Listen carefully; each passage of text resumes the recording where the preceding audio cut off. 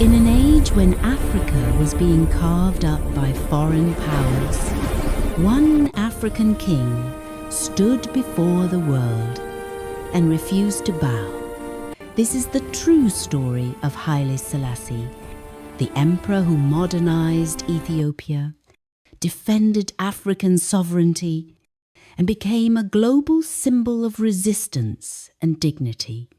Haile Selassie was born in 1892 at a time when African kingdoms were under growing threat. European empires expanded. Colonial flags replaced ancient banners. African rulers were pressured to submit or disappear. But Ethiopia was different. It was ancient, independent, and determined to remain so. Then came the test. In 1935, fascist Italy invaded Ethiopia. The world watched as a European power attacked one of the last independent African states. Ethiopia resisted, but Italy had tanks, aircraft, and chemical weapons. Ethiopia had courage and history. Despite heroic resistance, Haile Selassie was forced into exile. But he did not disappear.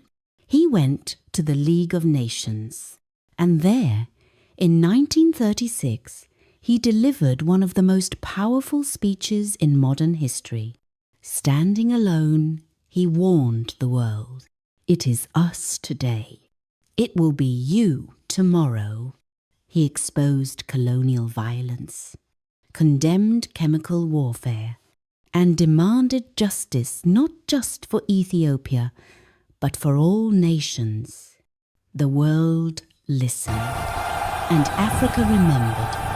During World War II, with the defeat of fascist Italy, Haile Selassie returned to Ethiopia, not as a defeated king, but as a restored emperor. He continued his reforms, expanded education further, strengthened diplomacy, and positioned Ethiopia as a leader on the African continent. In 1963, Haile Selassie helped found the Organization of African Unity, the predecessor of today's African Union. He believed Africa's future depended on unity, that divided nations were weak, but united peoples were unstoppable. His words inspired liberation movements across the continent. In 1963, Haile Selassie helped found the Organization of African Unity, the predecessor of today's African Union. He believed Africa's future depended on unity, that divided nations were weak, but united peoples were unstoppable. His words inspired liberation movements across the continent. To many Africans, Haile Selassie was more than a king. He was proof that Africa could govern itself, speak for itself, and stand on the world stage with dignity. Even outside Africa, his influence spread. In the Caribbean, the Rastafari movement revered him as a symbol of African pride and divine kingship. Yet his reign was not without criticism. Economic inequality persisted. Political dissent grew. And in 1974, after decades on the throne, Haile Selassie was overthrown. But legacy is not measured by how power ends.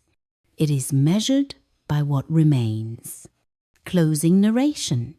Haile Selassie did not rule by fear. He ruled by presence, by vision, by belief in Africa's place in the world. He stood when others knelt, spoke when others were silent, and reminded humanity that sovereignty is not granted, it is defended. This was Haile Selassie, the African king who faced an empire and refused to surrender history.